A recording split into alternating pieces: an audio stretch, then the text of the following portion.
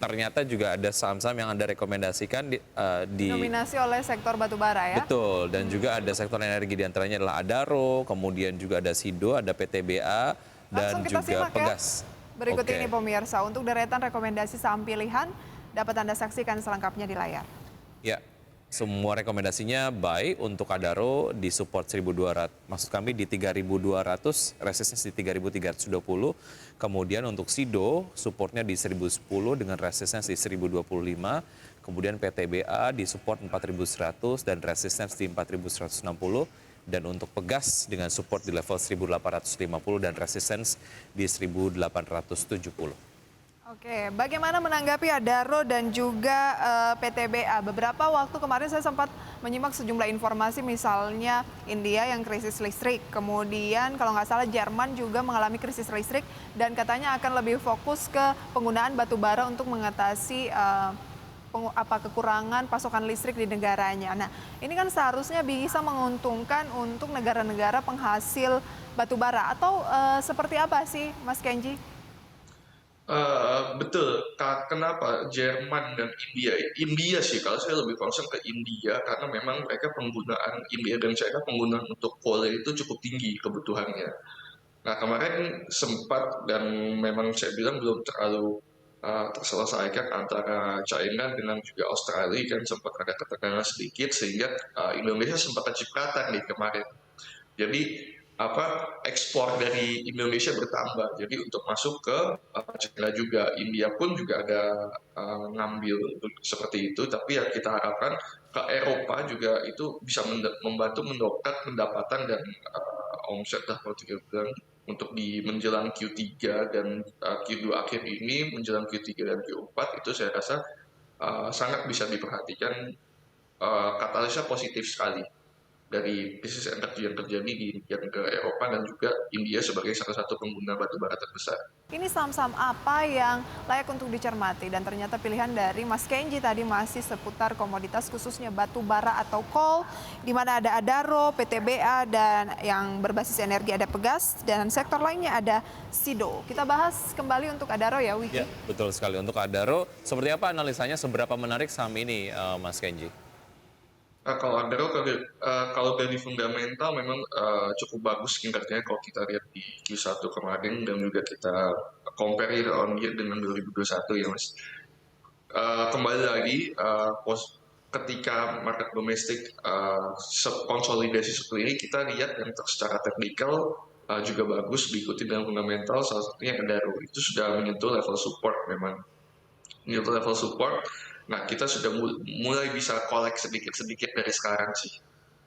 Oke. Koleksi sedikit-sedikit dari sekarang. Di closing 29.30, buy-nya di posisi-posisi berapa?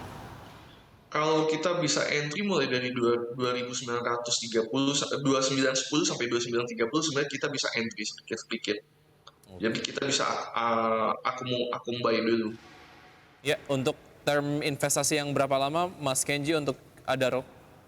Kalau Adaro mungkin saya sarankan dari short sampai mid term ya, Mas. Karena target price sendiri kita ke 3.200 memang. Oke, lakukan stop loss apabila sudah ada level 2.820 dan resistance di 3.320 begitu ya? Yes, betul. Entry-nya bisa di sekitar 29.10 ya? 2910 sampai 2930 masih bisa. Baik, kita ke saudaranya, PTBA.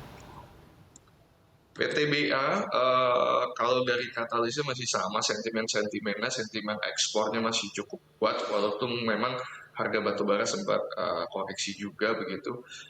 Sama sudah, walaupun tidak semenarik Adaro kalau dari secara teknikal, tapi sudah hampir menyentuh level supportnya, waspada breakout saja, tetap pantau stop loss-nya. Begitu untuk target, karena memang kita target terdekat ke area 4.000 sampai 4.100. Ya, dalam satu minggu melemah 3,87%, artinya ini semakin dekat dengan target support yang Anda rekomendasikan ya, Mas Kenji, untuk PTBA. Betul. Oke, baik. Ya, dengan rekomendasi investasi untuk jangka panjang, menengah atau pendek, Mas Kenji? Short sampai mid sama. Kalau call memang kita incar untuk short sampai mid sekarang momentumnya menjelang masuk kuartal 3 ini. Oke. Ada entry price bisa di sekitar 3730, target price 4.100, stop loss 3540, resisten 4160 ya. Yes. Baik, Oke. beralih ke Pegas, Ya, entry betul sekali. price 1765 Anda bilang. Nah, kalau Pegas memang ini kemungkinan akan ada koreksi sedikit gitu, akan ada konsolidasi harga juga. Itu kita bisa tunggu ke area 1765 gitu. Kita sudah bisa mulai akum buy sedikit-sedikit. Kalau dia lanjut koreksi lagi, kita bisa mulai akum sedikit-sedikit lagi dengan target kurang lebih area 1850.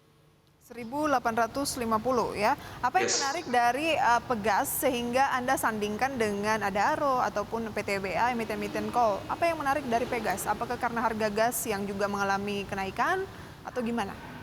Yes, kalau dari sentimen sendiri betul. Pertama kenaikan harga komoditasnya sendiri, kedua kebutuhannya. Memang menjelang Q3 dan Q4 kebutuhan akan coal sebenarnya tinggi. Nah, kalau dari gas sendiri, memang karena adanya krisis energi, salah satunya tadi ketegangan antara Rusia dan Ukraina itu menjadi momok. Tapi di satu sisi ada positifnya untuk emiten-emiten gas seperti Pegas seperti ini.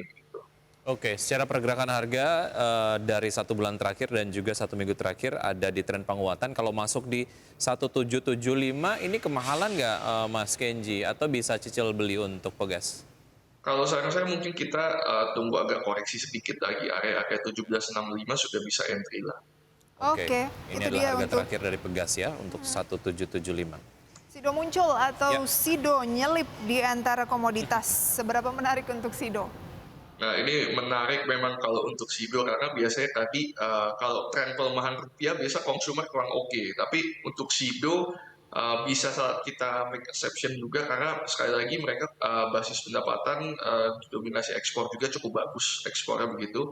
Bahan baku juga no issue. Jadi kita kalau sudah fundamental sudah cukup oke, sentimen oke, kita masuk ke teknikal aja. Jadi entry price kemarin closing kan 965, kita bisa area 9965 sudah mulai akumulatif buying, sudah bisa. Oke, Baik, dari ya. segi penjualan ekspor juga meningkat nih Wiki ya, karena basisnya juga ada yang ekspor sampai kenaikannya ini di semester pertama 125%. Jadi fundamental dari Sido juga mendukung ya, Mas Kenji. Yes, bagus banget kalau untuk SIDO memang. Oke, juga direkomendasikan untuk trading dan juga jangka panjang untuk Sido, Mas Kenji, karena secara fundamental menarik, teknikal juga menarik.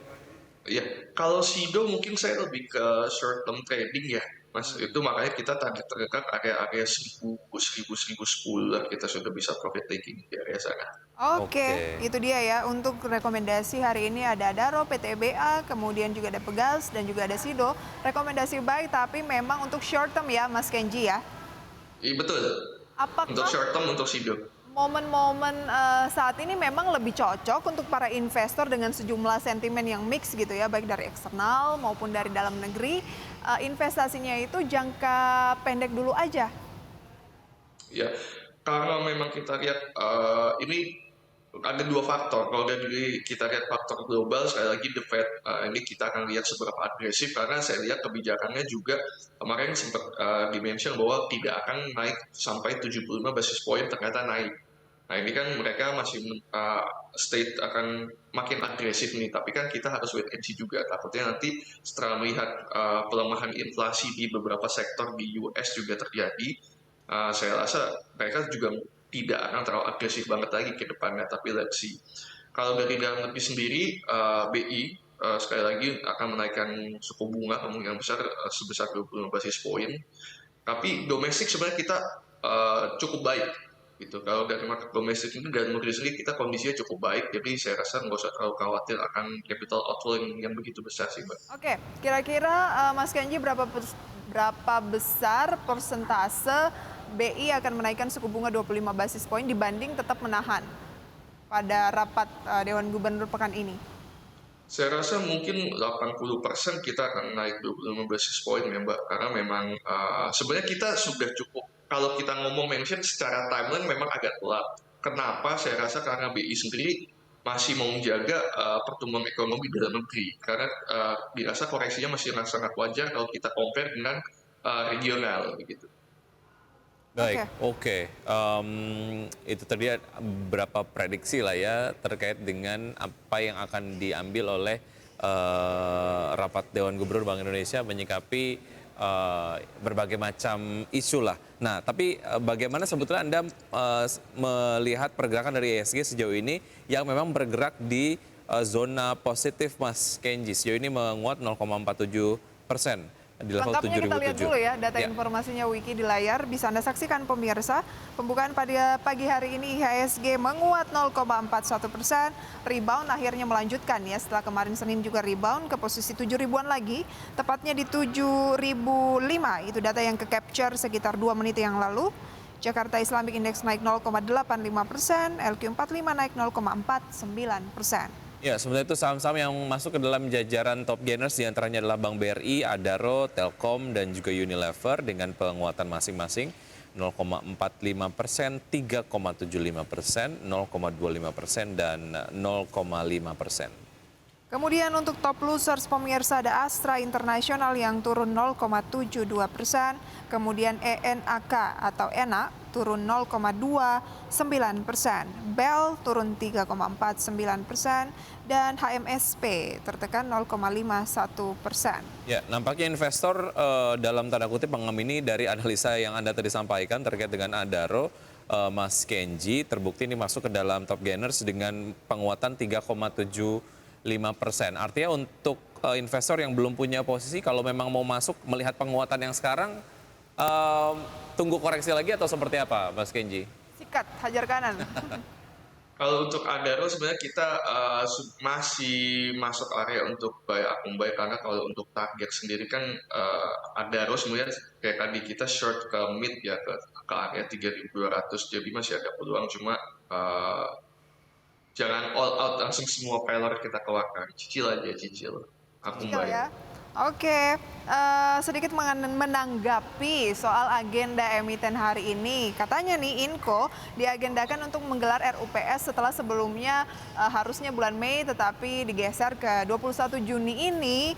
6 tahun tidak membagikan dividen, tapi ada penantian-penantian nih dari pelaku pasar bahwa kan sebenarnya kinerjanya cukup bagus seiring dengan harga nikel yang melonjak nih sejak tahun lalu. Pagi ini sih dibukanya sudah naik sampai dengan 1,5%, 6750. Terkait dengan proyeksi ya kemungkinan dalam RUPS kali ini akan bersiap untuk membagikan dividen.